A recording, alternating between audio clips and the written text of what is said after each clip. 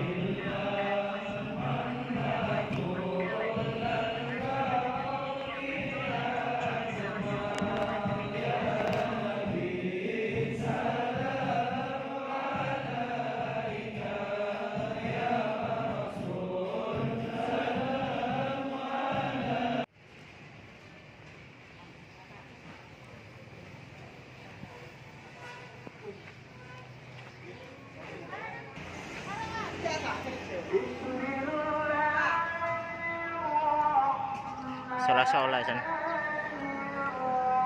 Murup lampune iki.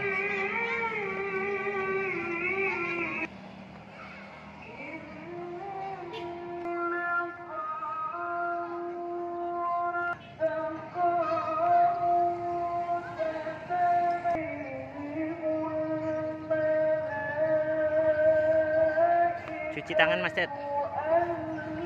Cuci tangan biar bersih.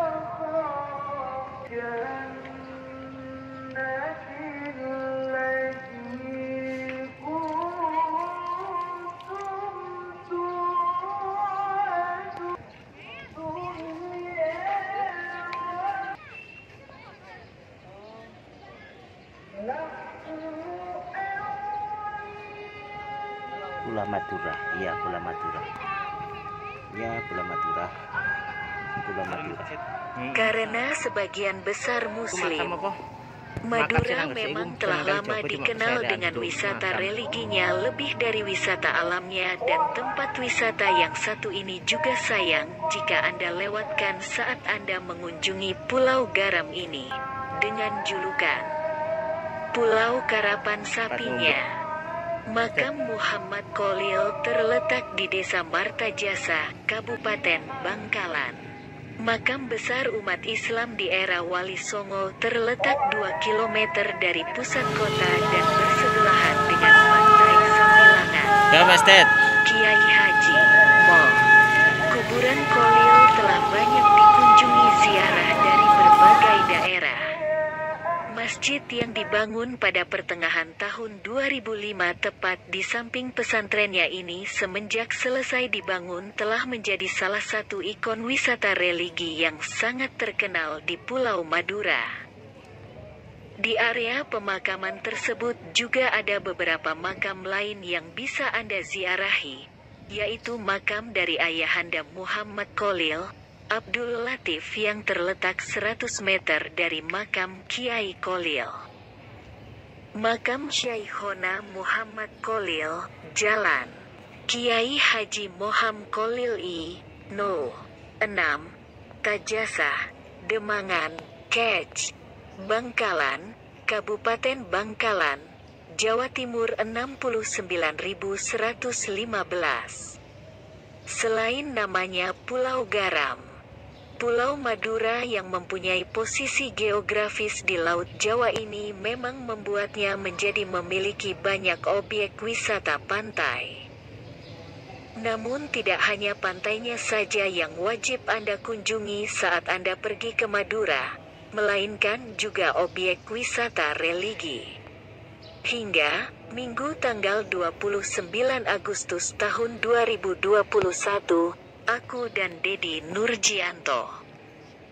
Pergi wisata satu ini, yang patut Anda datangi, yaitu Makam Muhammad Syaikhona Kholil.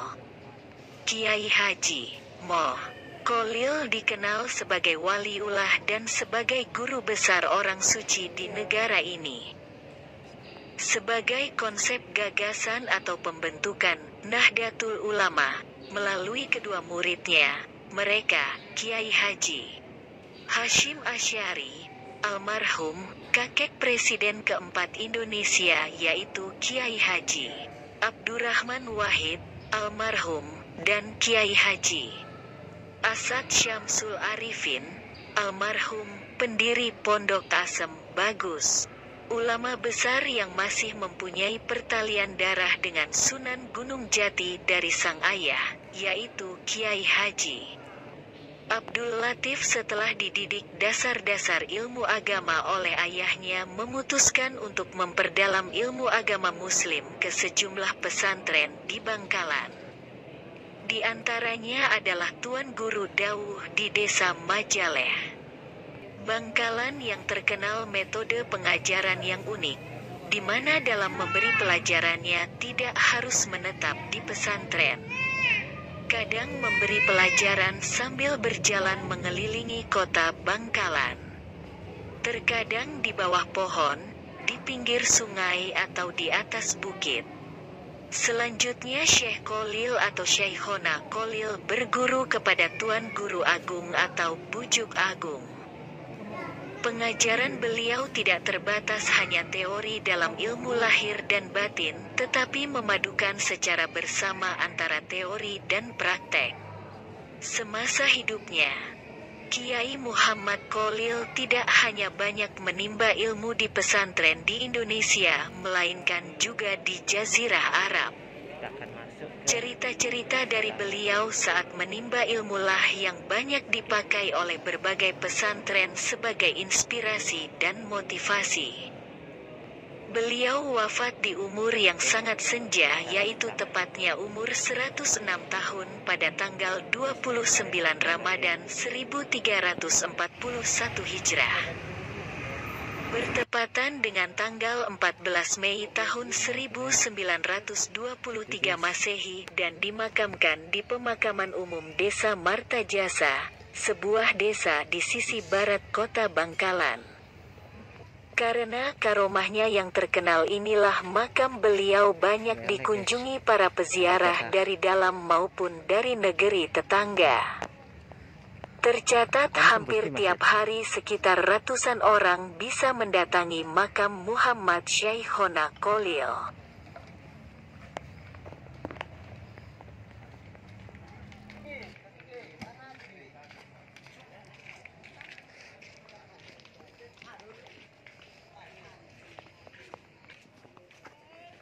Mas Teti, kok sepingin Mas Tet? Sepingin nih gue.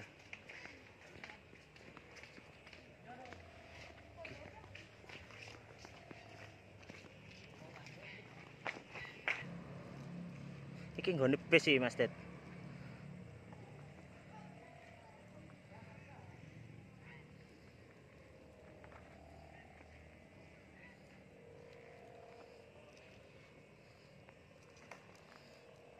Balik gitu, wow, banyak itu tuh. Push.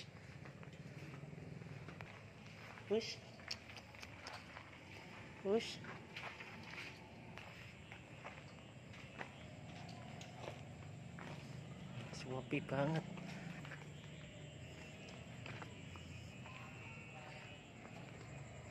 Sembok nih. Wow.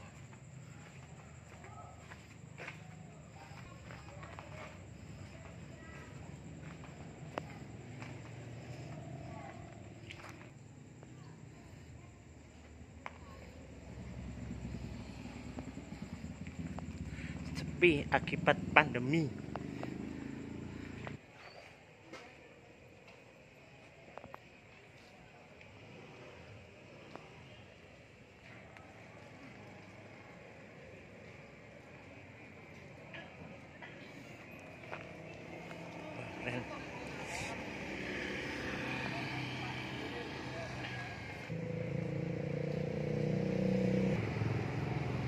rame gini yo.